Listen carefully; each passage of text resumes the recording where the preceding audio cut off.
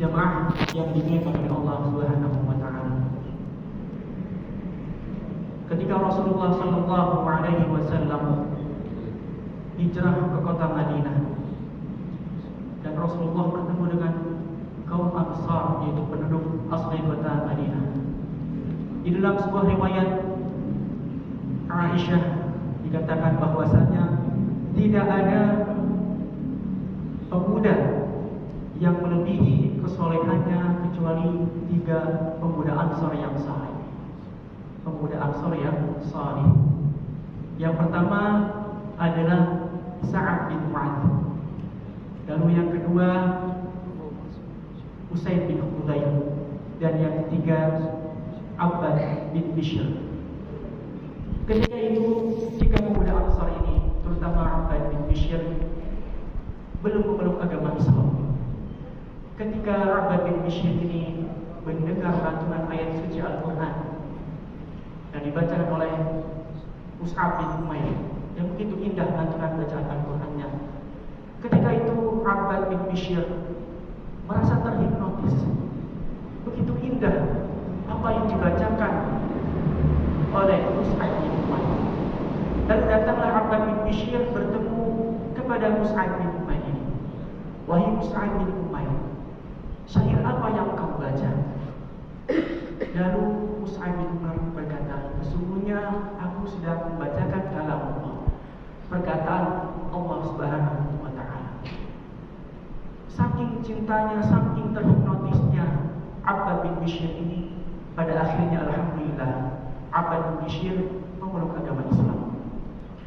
Setelah memeluk agama Islam, Abbad bin Bishr menjadi pemuda Ansar yang sangat dekat dengan Al-Quran.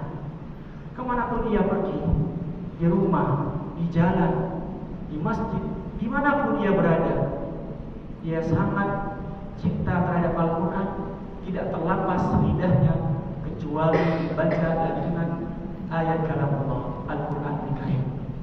Sehingga Abbad bin Bishr ini dijuluki oleh kaum muslimin pada saat itu sebagai rahib fil lail wa fursan fil nahar, yaitu rahib, orang yang alim ketika malam, ketika datang waktu malam, dan singa ketika pada siang hari.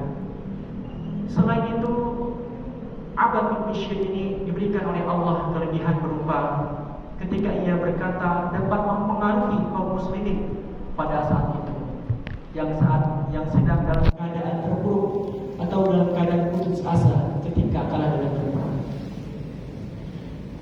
Ketika Abbad bin Bishr ini sholat di masjid Rasulullah Sallallahu Alaihi Wasallam, di Masjid Nabawi, kemudian dia lakukan apa yang ia cinta, yaitu sholat qiyamul lail.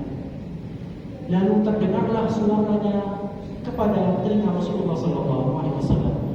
Diriwayatkan oleh dari Aisyah, dikatakan Rasulullah berkata, wahai Aisyah, suara siapa itu? Lalu Aisyah menjawab, sesungguhnya dia adalah Abbad bin Bishr yang sedang sholat qiyamul lail. Lalu Rasulullah berdoa kepada Allah, ya Allah, berikanlah dia maghfirah, berikanlah dia ampunan. Dan masya Allah, salah satu pemuda Ansar yang langsung didoakan oleh Rasulullah Sallallahu Alaihi Wasallam adalah Abbad bin Bishr. Abbad bin Bishr juga adalah sosok pemuda Ansar yang menjadi pelindung Rasulullah ketika di perang Yamamah, di perang Tabuk. Kemudian ketika Rasulullah Sallallahu Alaihi Wasallam selesai melaksanakan peperangan di Darul Tariq, dan Rasulullah memutuskan untuk bermalam di tengah padang pasir dikarenakan sudah datang waktu malam, sehingga tidak mungkin kaum muslimin pada saat itu kembali ke rumahnya masing-masing. Lalu Rasulullah Sallallahu Alaihi Wasallam bertanya kepada para sahabat, wahai sahabatku, siapakah yang berjaga malam pada hari ini? Lalu dijawab oleh Abbad bin Bishr, saya ya Rasulullah, dan Umar bin Yasir. Ketika kedua orang ini diamanahkan untuk berjaga malam, melindungi kaum muslimin yang sedang beristirahat, lalu terjadilah dialog. Siapakah yang lebih istirahat terlebih dahulu? Saya, wahai Abbad. Amr bin Yasir istirahat terlebih dahulu. Baiklah, lalu Abbad bin Bishr menjadi satu-satunya kaum muslimin sendirian yang menjaga kaum muslimin yang sedang berkemah, beristirahat. Ketika dia mengecek ke seluruh penjuru dan dia dipastikan bahwa kaum muslimin dalam keadaan aman, lalu mulailah kebiasaan baik dia, yaitu sholat qiyamul lail. Dia sangat bergembira ketika datang di waktu malam, ketika dia hendak melaksanakan sholat, melantunkan surat daripada yang dibaca yang dia cinta. Lalu tiba-tiba ada kafir Quraisy yang memata-matai kaum muslimin ketika hendak berpulang setelah perang Badar. Karena dia tidak rela istrinya telah terbunuh dalam peperangan tersebut, dan dia bersumpah demi Lata dan Uzza, aku harus membunuh siapapun yang tega membunuh istrimu. Lalu dia melihat ada satu pemuda yang sedang sholat, yang sedang